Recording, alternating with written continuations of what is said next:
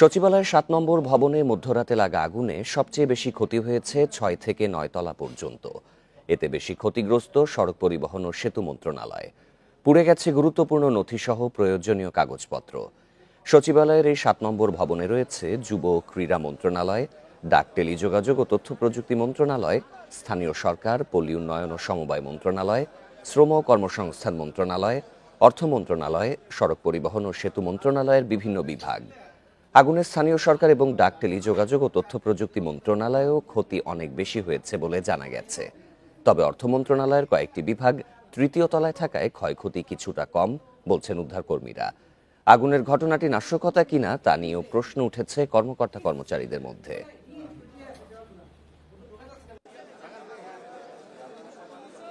যা দেখতেছি বাইরের থেকেই, ভিতরে এখন তো প্রবেশ করতে পারিনি। এখন ভিতরে গেলে বুঝতে পারবো যে কোন পর্যায়ে কি হয়েছে। গুরুত্বপূর্ণ নথিগুলো পুড়ে যায়, তাহলে দেশের একটা বড় ক্ষতি হয়েছে। এখন পর্যন্ত আমরা কি ক্ষতি হয়েছে আমরা এখনো বুঝতে পারিনি। ৬ ঘন্টার বেশি সময় ধরে পুড়ল সচিবালয়ের ৭ নম্বর ভবন। ফায়ার সার্ভিসের ১৯টি ইউনিটের চেষ্টায় নিয়ন্ত্রণে এসেছে আগুন। ভবনের ৬ তলা থেকে আগুনের সূত্রপাত বলে জানিয়েছেন স্বরাষ্ট্র উপদেষ্টা। তবে ঘটনার কারণ এখনো জানা যায়নি। এদিকে আগুন নিয়ন্ত্রণে কাজ করার সময় ট্রাক চাপায় নিহত হয়েছেন এক ফায়ার সার্ভিস কর্মী।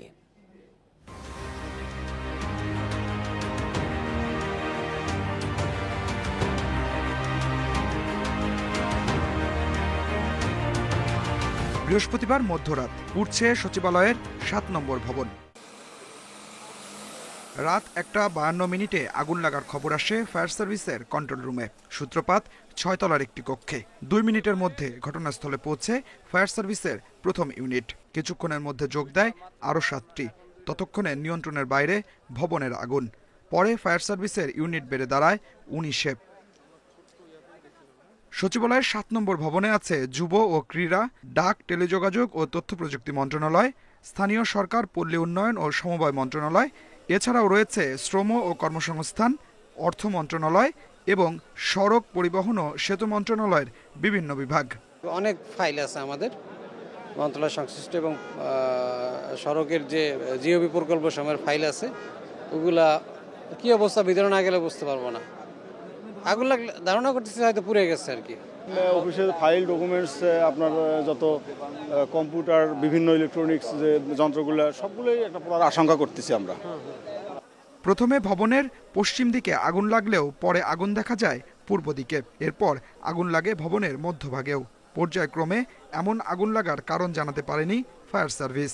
3টা জায়গায় একসাথে আগুনের ইয়েটা দেখা গেছে। এটা অনেক সময় হয় কি, যখন স্পার্কিং হয়, যদি বিদ্যুৎ লাইনে শর্ট সার্কিট হয়, এটা হতে পারে। তবে আমরা এটা এখন কনফার্ম বলবো না যতক্ষণ পর্যন্ত না আমরা তদন্ত করে শেষ করছি, বাট এটা হতে পারে। ২১১ জন ফায়ার সার্ভিস কর্মীর চেষ্টায় সকাল ৮:০৫ নিয়ন্ত্রণে আসে আগুন। তাদের সঙ্গে যোগ দেন সেনা, বিজিবি ও পুলিশ সদস্যরা। আগুনের ঘটনাটি নাশকতা নাকি দুর্ঘটনা তা খতিয়ে দেখার কথা জানিয়েছেন স্বরাষ্ট্র উপদেষ্টা। আগুনটা ৬ তলায় লাগছে, এগারোটা ৭-৮ উপরের দিকে গেছে, কিন্তু নিচে আর আসতে পারে না। প্রাথমিকভাবে আপনারা নাশকতা মনে করছেন কিনা? প্রাথমিকভাবে আমরা বলতে পারবো না, একটা ইনভেস্টিগেশনের পরে আমরা বলতে পারবো। শুনেন, অ্যাক্সিডেন্ট তো সব জায়গায় হইতে পারে, এটা তো এই জন্য তো অ্যাক্সিডেন্ট বলা হয়। সচিবালয়ও হইতে পারে, দেখো তো সচিবালয়ের ভিতরে তো গাড়ি রাখা হয়, ফায়ার ব্রিগেডের গাড়ি। এদিকে পানির লাইনের সংযোগ দিতে সড়ক পার হওয়ার সময় ট্রাক চাপায় প্রাণ গেছে ফায়ার সার্ভিস কর্মী সুহানুজ্জামান নয়নের। দুর্ঘটনায় আহত হয়েছেন আরও একজন। Adilur Rahman, independent news, Dhaka. এদিকে সচিবালয়ে আগুনের ঘটনায় অতিরিক্ত সচিব আব্দুর রহিমকে প্রধান করে ৭ সদস্যের তদন্ত কমিটি গঠন করা হয়েছে। তাদের ৭ কর্মদিবসের মধ্যে প্রতিবেদন দিতে বলা হয়েছে। এই কমিটিতে অতিরিক্ত সচিব আব্দুর রহিম ছাড়াও রয়েছেন জননিরাপত্তা, দুর্যোগ ব্যবস্থাপনা, স্থানীয় সরকার, মেট্রোপলিটন পুলিশ ও ফায়ার সার্ভিসের প্রতিনিধিরা। মন্ত্রিপরিষদের সিনিয়র সচিব ইমরান হোসেনের সই করা এক অফিস আদেশে এসব তথ্য দেওয়া হয়েছে। গতরাতে সচিবালয়ে যুব, ক্রীড়া, ডাক টেলিযোগাযোগ, স্থানীয় সরকার, পল্লী উন্নয়ন, শ্রম ও কর্মসংস্থান, অর্থ এবং সড়ক পরিবহন ও সেতু মন্ত্রণালয়ের নানা বিভাগে আগুন লাগে। এতে পুড়ে গেছে গুরুত্বপূর্ণ সব নথিপত্র।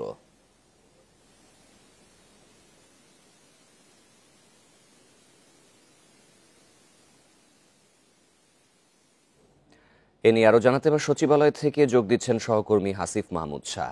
হাসিব, এই মুহূর্তে সচিবালয়ের অবস্থা কেমন দেখা যাচ্ছে? ঘটনাস্থল পরিদর্শনে তদন্ত কমিটির কেউ গেছে কি?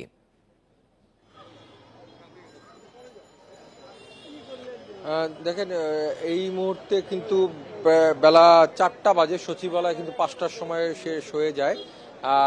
অনেকেই আসলে দেখা যাচ্ছে যে বের হয়ে আসছেন, কারণ আজকে আসলে সচিবালয়ের স্বাভাবিক যে কার্যক্রম সেটি কিছুটা বিঘ্নিত হয়েছে, কিছুটা না অনেকখানি বিঘ্নিত হয়েছে।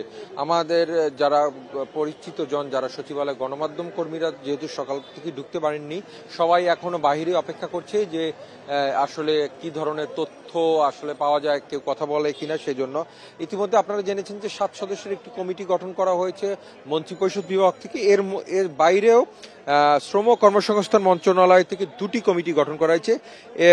একটি কমিটি হলো আপনার 2টি কমিটি 5 সদস্য বিশিষ্ট, এবং এটি আসলে গঠন করা হয়েছে। এই কমিটির কাজ হবে শ্রম কর্মসংস্থান মন্ত্রণালয়ের যে ক্ষয়ক্ষতি হয়েছে সেটি নিরূপণ করার জন্য, এবং এই কমিটির কে 7 কার্য দিবসের মধ্যেই কিন্তু প্রতিবেদন দিতে বলা হয়েছে। এর বাইরে আরেকটি কমিটি গঠন করেছে, সেই কমিটিতে বলা হয়েছে যে কেন ঘটলো তারা নিজস্ব একটা তদন্ত শ্রম ও কর্মসংস্থান মন্ত্রণালয় থেকে তারা নিজেরা তাদের মন্ত্রণালয় কিভাবে আগুনটার সূত্রপাত হলো সেটি তারা তদন্ত করে দেখবে। এই মূলত যদি আমরা বলি যে এখন সরকারের পক্ষ থেকে একটি মেইন কমিটি, এর পাশাপাশি অন্যান্য মন্ত্রণালয়গুলো, যে মন্ত্রণালয়গুলো ক্ষতিগ্রস্ত হয়েছে তারাও কিন্তু কমিটি গঠন করছে। এই ঘটনার আসলে আসল ঘটনা কি, এটার সাথে কোনো নাশকতা রয়েছে কিনা, নাকি আসলে নিতান্ত শর্ট সার্কিট থেকে এই ঘটনা ঘটেছে সম্পর্কে কোনো তথ্য জানা গেছে কি, কেন ঘটলো বা কারা দায়ী আছে সেই বিষয়ে আমি শুনতে পাইনি প্রশ্নটি। হাসিব, ক্ষয়ক্ষতির পরিমাণ সম্পর্কে কোনো তথ্য জানা গেছে?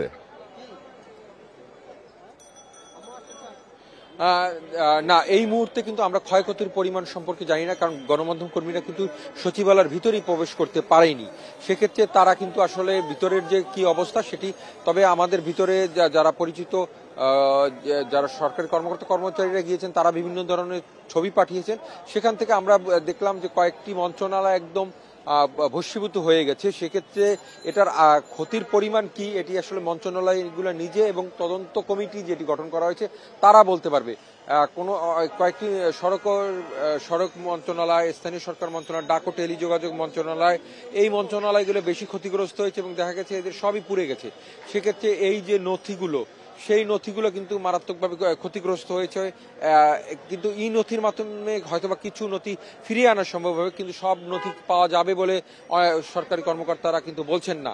আর ক্ষয়ক্ষতির পরিমাণ আসলে এটি আসলে সরকারের পক্ষ থেকেই দেওয়া সম্ভব, এবং তারা হয়তোবা কিছু দিনের মধ্যেই 7 কার্য দিবসের মধ্যেই হয়তোবা সেটি প্রকাশ করবেন। পাশাপাশি ফায়ার সার্ভিসের পক্ষ থেকেও কিন্তু নিশ্চয়ই জানানো হবে, এবং স্বরাষ্ট্র মন্ত্রণালয়ের পক্ষ থেকেও জানানো হবে আসলে কেন ঘটনা ঘটলো বা কিভাবে ঘটনা ঘটলো এবং কি পরিমাণ ক্ষতি হয়েছে।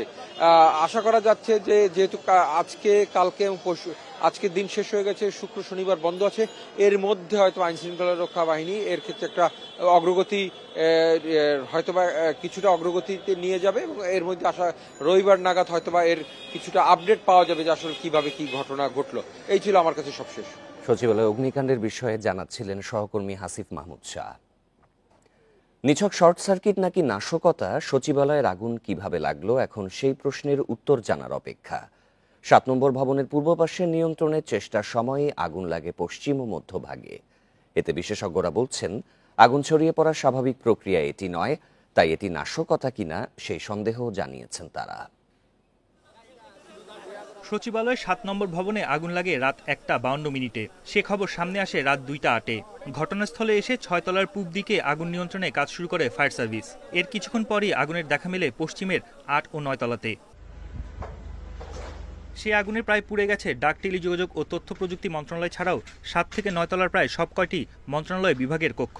এই ঘটনাকে নাশকতা মনে করছেন নিরাপত্তার দায়িত্বে থাকা ব্যক্তিরা।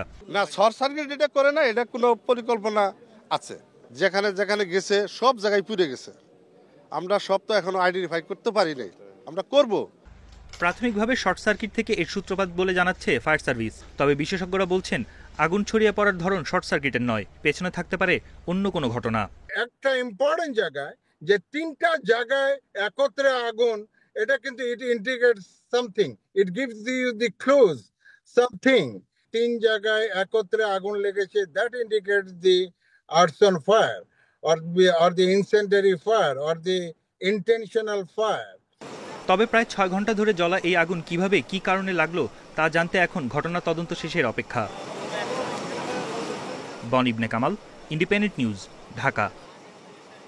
সচিবালয়ে আগুন নেভাতে গিয়ে রাস্তা পার হওয়ার সময় ট্রাক চাপায় আহত ফায়ার সার্ভিসের এক কর্মীর মৃত্যু হয়েছে।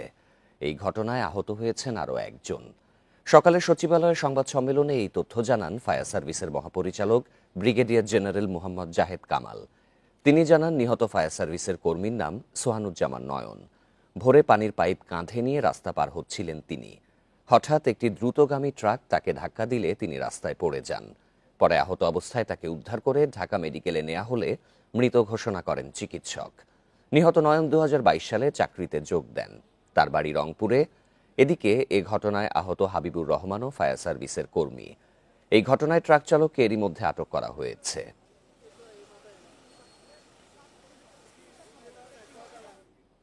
সচিবালয়ের আগুন নেভাতে গিয়ে ট্রাকের ধাক্কায় নিহত ফায়ার সার্ভিস কর্মী সোহানুজ্জামান নয়নের বাড়ি রংপুরের মিঠাপুকুরে এখন শোক আর আহাজারি। এই ঘটনায় ঘাতক চালকের শাস্তির দাবি জানিয়েছেন পরিবার ও স্বজনরা। সন্তানকে হারিয়ে পাগল প্রায় মা বাবা সহ পুরো পরিবার। বুধবার রাত 3টা 20 মিনিটের দিকে সচিবালয়ের আগুন নিয়ন্ত্রণে কাজ করার সময় ট্রাকের ধাক্কায় গুরুতর আহত হন সোহানুজ্জামান নয়ন। আহত অবস্থায় তাকে ঢাকা মেডিকেলে ভর্তি করানো হলেও চিকিৎসকরা মৃত ঘোষণা করেন। নয়নের মৃত্যুর খবরে রংপুরের মিঠাপুকুর উপজেলার আটকুনিয়া গ্রাম জুড়ে চলছে শোকের মাতম।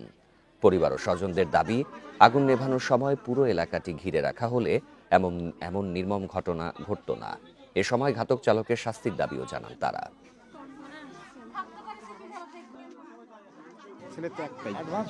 কর্ম করার ইয়ে নেই, তার উপর অনেক আশা ভরসা ছিল আমার। হ্যাঁ, তো এখন তো আমার তো এই আর যে গাড়ি মারা গেছে ধাক্কা দিয়ে তার সুবিচার আমরা চাই। ওখানে আগুন নিবেছে, কিন্তু আইনের লোকেরা কেন করে বাধা দেয়নি? ট্রাক কেন আসছে? ট্রাক কেন আমার ভাই চাপা মারি দিছে? আমরা যথেষ্ট বিচার চাই এটার। বান্দরবানের লামায় ত্রিপুরা জনগোষ্ঠীর 17টি বসতঘর পুড়িয়ে দেওয়ার ঘটনায় মামলা দায়ের করা হয়েছে। বুধবার রাতে 7 জনকে আসামি করে মামলা করেন স্থানীয় এক বাসিন্দা। মামলার পর গ্রেপ্তার করা হয়েছে 4 জনকে। সকালে ঘটনাস্থল পরিদর্শন করেন বান্দরবানের জেলা প্রশাসক ও আইন শৃঙ্খলা বাহিনীর সদস্যরা। এ সময় জড়িতদের বিরুদ্ধে আইনগত ব্যবস্থা নেওয়ার কথা জানানো হয়। লামার দুর্গম সরই ইউনিয়নে পাহাড়িদের 17টি বসতঘর পুড়িয়ে দেয় দুর্বৃত্তরা। মঙ্গলবার মধ্যরাতে তঙ্গঝিরি এলাকায় এই ঘটনা ঘটে। অভিযান জোরদার ছিল, একটা মামলা হয়েছে। এই মামলাতে এজাহার নামীয় 7 জন আসামি করে মামলা করেছে। এটি কি কারণে হয়েছে এটির তদন্তের বিষয় আসলে বেসিক্যালি। তারপরও আমরা চেষ্টা করছি দ্রুততার সাথে যেন এই বিষয়টি বেরিয়ে আসে এবং এই বিষয়টি আসলে কঠোর হাতেই দমন করা হবে। ময়মনসিংহে তারাকান্দায় ট্রাক চাপায় একই পরিবারের 4 অটোরিকশা যাত্রী নিহত হয়েছেন। আহত হয়েছেন আরও 2 জন। সকাল 7:30টার দিকে উপজেলার গাছতলা এলাকায় এই দুর্ঘটনা ঘটে। নিহতরা হলেন নেত্রকোনার সাতবেড়িকান্দা এলাকার আব্দুর রশিদ ও তার স্ত্রী বকুলা আক্তার, বকুলার ভাই বিদ্যা মিয়া ও বিদ্যার ছেলের বউ লাবণী আক্তার। পুলিশ ও স্থানীয়রা জানায়, ময়মনসিংহ থেকে একটি সিএনজি চালিত অটোরিকশা নেত্রকোনায় যাচ্ছিল। তারাকান্দার গাছতলা এলাকায় পৌঁছালে বিপরীতমুখী একটি ট্রাক অটোরিকশাটিকে চাপা দিলে ঘটনাস্থলেই 2 জন নিহত হন। আহত আরও 4 জনকে উদ্ধার করে ময়মনসিংহ মেডিকেলে ভর্তি করা হলে সেখানে মারা যান আরও 2 জন।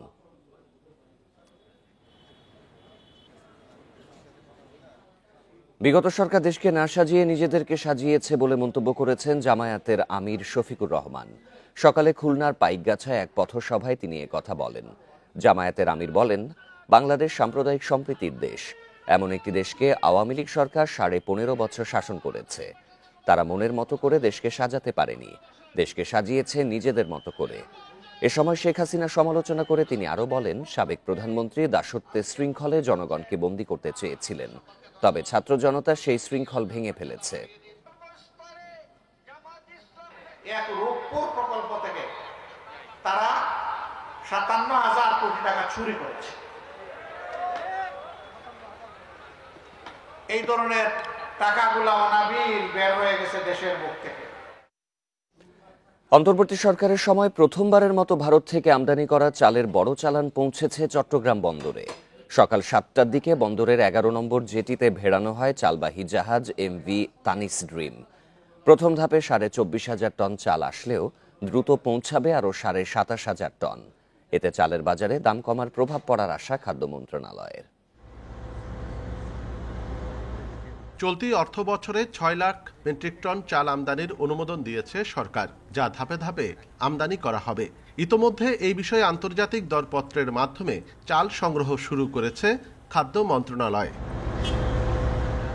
এই প্রেক্ষাপটে প্রথম ধাপে ভারতীয় প্রতিষ্ঠান থেকে কেনা হচ্ছে 52,500 মেট্রিক টন সিদ্ধ চাল, যার 24,500 মেট্রিক টন চট্টগ্রাম বন্দরে পৌঁছেছে বৃহস্পতিবার সকালে। খাদ্য মন্ত্রণালয় বলছে, ভারত থেকে চাল কেনা ও পরিবহন অধিকতর সাশ্রয়ী, তাই উন্মুক্ত দরপত্রে ভারতীয় প্রতিষ্ঠান থেকে চাল কেনার সিদ্ধান্ত হয়েছে। ভারত থেকে যে চালটা আসে সেটা একটু সাশ্রয়ী হয় আমাদের জন্য, যে কেউ অংশগ্রহণ করতে পারে দরপত্রে। আর জিটুজির বেসিসে যেটা আসে সেটা তো আমাদের যে সমস্ত দেশের সাথে এমইউ আছে, সাধারণত সেই সব দেশ থেকে কিন্তু সরকারি পর্যায়ে এই চালটা আমদানি করা হয়। গত 22 ডিসেম্বর ভারতের কাকিনাড়া বন্দর থেকে এই চাল বোঝাই করে জাহাজ এমভি তানিস ড্রিম। প্রতিদিন 3,000 মেট্রিক টন করে খালাস করার পরিকল্পনা রয়েছে।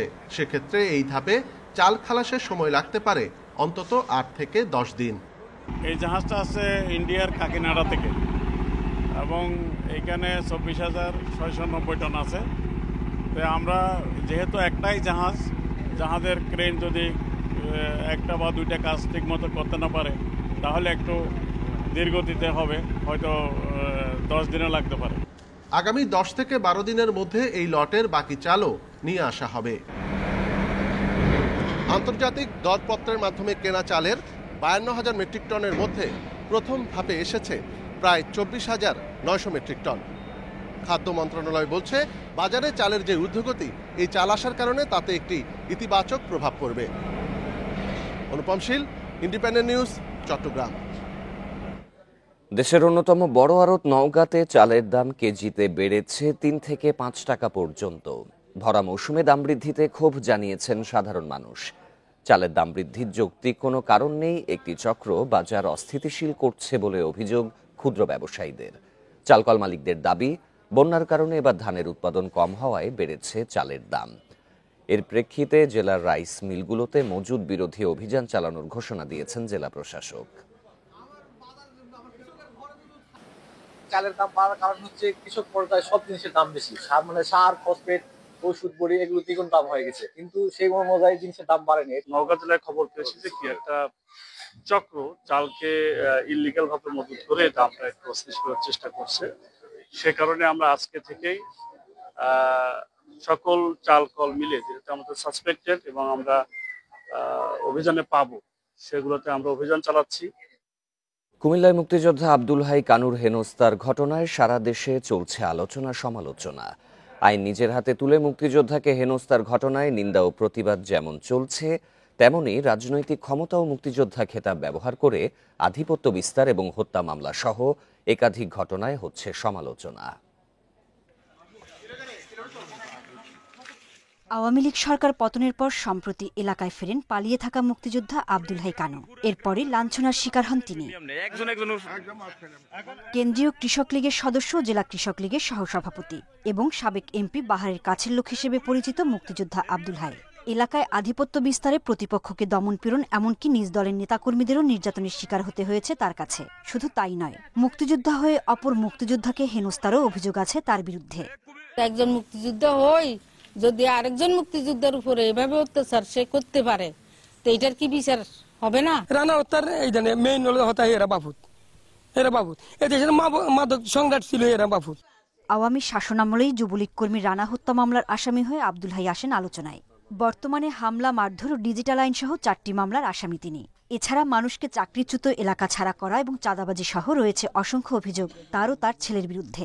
এটা তার চরিত্র বৈশিষ্ট্য, এই জন্য তার আইনগত জিনিস দিয়ে তার বিচার হোক আমি ব্যক্তিগতভাবে চাচ্ছি। তবে জোতার মালার গলা দেওয়াটা সেটার বিচার আমি চাচ্ছি। তবে এসব অভিযোগ রাজনৈতিক প্রতিহিংসার বশবর্তী হয়ে করা বলে দাবি করেছেন আব্দুল হাইয়ের স্ত্রী। আমি তার একদিন দুদর্শ কোনো সময় দেখি না, বরং চেষ্টা আমার ছেলের উপর এর উপর অত্যাচার আরো হয়েছে। আমার ছেলের এই জামাতে 3-4 বার মারছে। পুলিশ জানিয়েছে বিতর্কিত নানা কর্মকাণ্ডে এলাকায় সমালোচিত ছিলেন মুক্তিযোদ্ধা আব্দুল হাই ও তার পরিবার। এসব ঘটনার জেরে তাকে লাঞ্ছিত করে স্থানীয়রা। আবুল হাশেমের বড় ভাই আব্দুল হালিম, তাকে নাকি একটা স্কুলের ম্যানেজিং কমিটির নির্বাচনের দিন তাকে অপমান করা হয়েছিল এবং ওনার কলার ধরে তাই না মনে পানিতে নামায় দেওয়া হয়েছিল। সেই ভাইটা তার 2024 সালে মারা গেছে। সেই ক্ষোভের বশবর্তীতে উনি ওই দিন ওনাকে ওই বাজারে পাওয়ার পরে ওই বিষয়ে তর্ক বিতর্ক এক পর্যায়ে উনিও ওইভাবে তাকে ধরে নিয়ে যায় এবং এই ঘটনার সৃষ্টি হয়। মুক্তিযোদ্ধা খেতাব ব্যবহার করে কেউ অন্যায় করলে তার বিচার দাবি করেন স্থানীয় মুক্তিযোদ্ধারা। Independent news. লক্ষ্মীপুরে পুলিশকে মারধর করে আসামি ছিনতাইয়ের ঘটনা ঘটেছে। এতে 5 পুলিশ সদস্য আহত হয়েছেন। পুলিশ জানায় গত 26শে নভেম্বর মারামারির মামলায় সদর উপজেলার ভবানীগঞ্জ ইউনিয়নের 2 নম্বর ওয়ার্ডের বাসিন্দা বেলাল হোসেন সহ 9 জনকে আসামি করা হয়। রাতে তাকে ধরে নিয়ে আসার সময় বিএনপি নেতা সাইফুদ্দিন খালেদের নেতৃত্বে 70 থেকে 80 জন লোক তাদের ওপর হামলা চালিয়ে আসামিকে ছিনিয়ে নিয়ে যায়। পরে আহত পুলিশের 3 কর্মকর্তা সহ 5 জনকে উদ্ধার করে হাসপাতালে ভর্তি করা হয়। এই ঘটনায় 17 জনের নাম উল্লেখ করে আরও 60 জনকে অজ্ঞাত আসামি করে মামলা হয়েছে।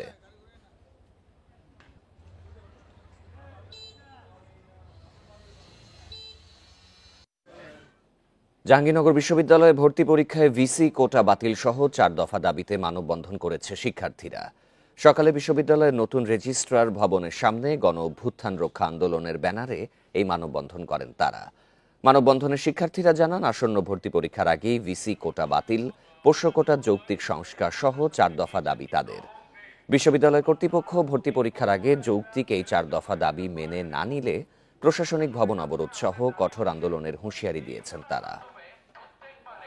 নামে যে একটা অযৌক্তিক বন্দোবস্ত বাংলা জাহাঙ্গীরনগর বিশ্ববিদ্যালয়ে রয়েছে, সেটাকে যেন অনতি বিলম্বে একটা প্রজ্ঞাপনের মাধ্যমে রহিত করা হয়। আজকের মধ্যে ভিসি কোটা বাতিল করে প্রজ্ঞাপন দেওয়া না হয় এবং অন্যান্য দাবিগুলোর ব্যাপারে আমাদের কোনো সদুত্তর না পাই, তাহলে আমরা আগামী 1 কর্মদিবস পরেই জাহাঙ্গীরনগর বিশ্ববিদ্যালয়ের আমরা প্রশাসনিক ভবন অবরোধ করতে বাধ্য হব। পদ্মা সেতু দিয়ে কুষ্টিয়া ঢাকা ও কুষ্টিয়া খুলনা রুটে 5টি ট্রেন চললেও অবকাঠামোগত উন্নয়ন হয়নি স্টেশনগুলোর। যাত্রীর চাপ বাড়লেও পুরনো ছোট নিচু প্ল্যাটফর্ম ট্রেনে ওঠানামা করতে হচ্ছে যাত্রীদের। এতে দুর্ভোগের পাশাপাশি ঘটছে ছোট বড় দুর্ঘটনা। রেল কর্তৃপক্ষ বলছে 3টি স্টেশনের প্ল্যাটফর্ম বড় করা সহ অবকাঠামোগত উন্নয়নের বিষয়ে সংশ্লিষ্ট দপ্তরকে চিঠি দেওয়া হয়েছে।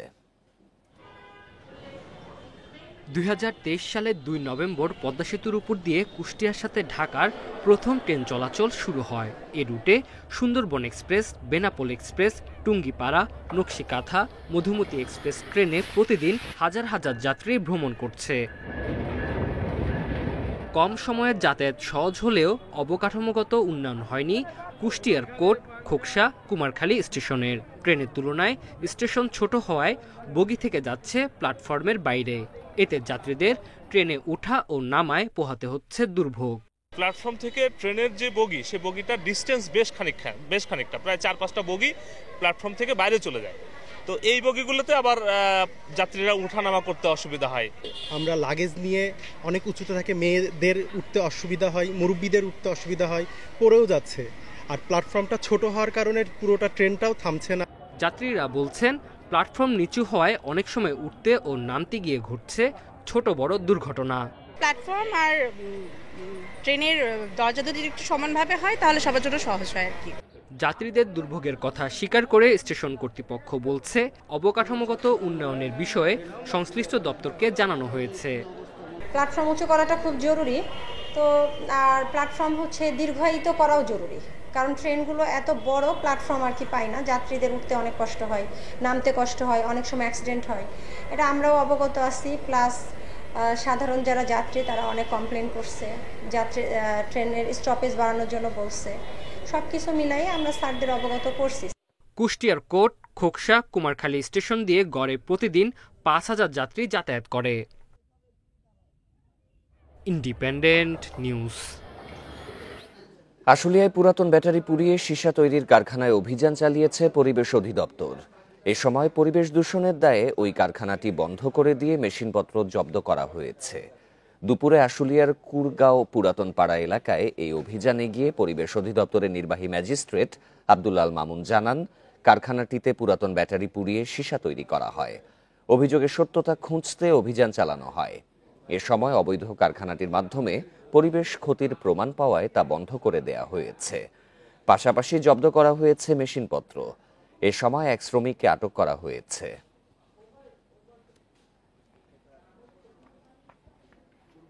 অভিযান পরিচালনা করে কালে যেটি দেখেছি সেটি হচ্ছে যে এখানে যিনি এই কারখানার মালিক তাকে আমরা পাইনি।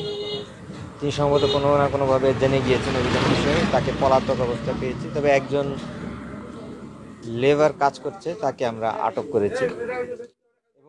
2 মাসের বকেয়া বেতনের দাবিতে গাজীপুরের চন্দ্রা এলাকায় মহাসড়ক অবরোধ করে বিক্ষোভ করেছে একটি কারখানা শ্রমিকরা। পরে দাবি মেনে নেয়ার আশ্বাসে 2.5 ঘন্টা পর অবরোধ প্রত্যাহার করেন তারা। সকাল 10:30টার দিকে হার্ডি নামের কারখানার শ্রমিকরা এই কর্মসূচি শুরু করেন। এতে চন্দ্রা নবীনগর ঢাকা টাঙ্গাইল মহাসড়কে দীর্ঘ যানজট সৃষ্টি হয়। দুর্ভোগে পড়েন যাত্রীরা।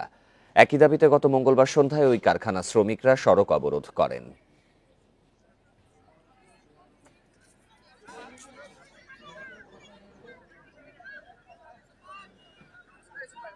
নিখোঁজে 2 দিন পর রাঙামাটির কাপ্তাইয়ের কর্ণফুলী নদী থেকে 2 পর্যটকের মরদেহ উদ্ধার করা হয়েছে। সকাল 8টার দিকে সীতাঘাট মন্দির এলাকা থেকে মরদেহ দুটি উদ্ধার করে ফায়ার সার্ভিস। তারা হলো চট্টগ্রাম নগরীর 9ম শ্রেণীর ছাত্র শাওন দত্ত এবং তার খালাতো ভাই প্রিয়ন্ত দাস। মঙ্গলবার চন্দ্রঘোনার মিশনঘাট থেকে একটি বোট নিয়ে কাপ্তাই ভ্রমণে যায় 9 বন্ধু। কর্ণফুলীর সীতাঘাট পৌঁছানোর পর 4 জন গোসল করতে নামে। এ সময় 2 জন পানিতে নিখোঁজ হয়। সকালে মরদেহ দুটি ভাসতে দেখেন স্থানীয়রা।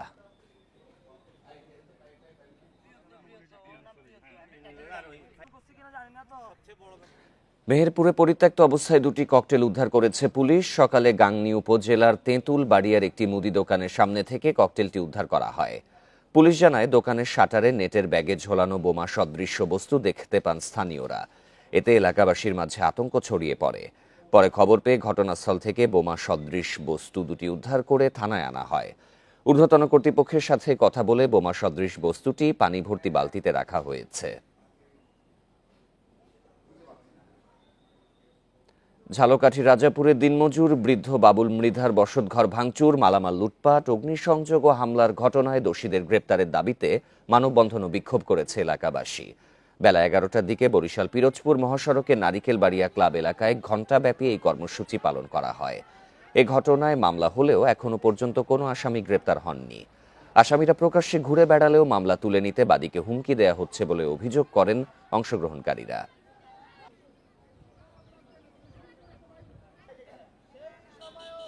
বরগুনার আমতলীতে এলাকাবাসী স্বেচ্ছাশ্রমে চাওড়া খালে নির্মাণ করা হয়েছে 320 ফুট দৈর্ঘ্যের কাঠের সেতু। এতে চলাচল সহজ হয়েছে 250,000 মানুষের। এর আগে খালের উপর লোহার সেতুটি ভেঙে পড়ায় দুর্ভোগে পড়েন 25 গ্রামের মানুষ। চলতি বছরের জুনে বরগুনার চাওড়াখালীর লোহার সেতু ভেঙে পড়ে যায় মাইক্রোবাস। এতে যোগাযোগ বিচ্ছিন্ন হয়ে পড়েন হলদিয়া ও চাওড়া ইউনিয়নের 25 গ্রামের 250,000 মানুষ। চলাচলে ভোগান্তি দূর করতে নিজেদের উদ্যোগে 320 ফুট দৈর্ঘ্যের কাঠের সেতু নির্মাণ করেন স্থানীয়রা। স্বেচ্ছাশ্রমে সেতুটি তৈরি করতে সময় লেগেছে 1.5 মাস। 15 থেকে 20 ফুটের বেশি পানি আছে এই জায়গায়, করতে খুবই একটা কষ্ট গেছে আমাকে। স্বতঃস্ফূর্তভাবে আর্থিক সাহায্য, দেশের বাইরে যারা থাকেন তারা কিছু লোকে আমাদেরকে সাহায্য করছেন। আমরাও নিজেরাও আপনাদের এই যে কাঠের ব্রিজ আমরা সবাই মিলেমিশে এলাকার যত যুবক সমাজ আছে সবাইকে নিয়ে আমরা কাজ করছি, সবাই আগাই আসছে। কাঠের সেতুতে পথচারী পারাপার হলেও যানবাহন পার হতে পারছে না। তবে উপজেলা নির্বাহী কর্মকর্তা জানিয়েছেন, ভেঙে পড়া সেতুটির জায়গায় নতুন সেতুর কাজও শুরু হবে দ্রুতই। এলজিডিতেও কথা হচ্ছে যে তারা সর্বোচ্চ অগ্রাধিকার ভিত্তিতে চেষ্টা করছেন যে অধিক ঝুঁকিপূর্ণ ব্রিজগুলো আগে শুরু করার জন্য, এবং কিছু ব্রিজ হয়তো এই অর্থ বছরই শুরু হবে। আপনারা তো জানেন যে যেটা ভেঙেছে এটা কিন্তু ইতিমধ্যে সয়েল টেস্ট হয়েছে, এখানে এসেছিল। এলাকার লোকজনের উদ্যোগে স্বেচ্ছাশ্রমের ভিত্তিতে কাঠের সেতু নির্মাণে খরচ হয়েছে প্রায় 20 লাখ টাকা। Independent news. পঞ্চগড়ে অনুষ্ঠিত হয়ে গেল গ্রামীণ ঐতিহ্যবাহী লাঠি খেলা। বিকেলের সদর উপজেলার হেলিপ্যাড মাঠে জেলা প্রশাসনের উদ্যোগে এর আয়োজন করা হয়। গ্রামাঞ্চলের হারিয়ে যাওয়া ঐতিহ্যবাহী লাঠি খেলা, রশি টানাটানি খেলা দেখতে ভিড় করেন 10 ইউনিয়নের হাজারো মানুষ। পরে বিজয়ীদের মাঝে পুরস্কার বিতরণ করা হয়। এ সময় জেলা প্রশাসক বলেন, গ্রামীণ খেলা ও সংস্কৃতি দিনে দিনে হারিয়ে যাচ্ছে। পরবর্তী প্রজন্মকে এসব খেলার সাথে পরিচয় করিয়ে দিতে এই আয়োজন।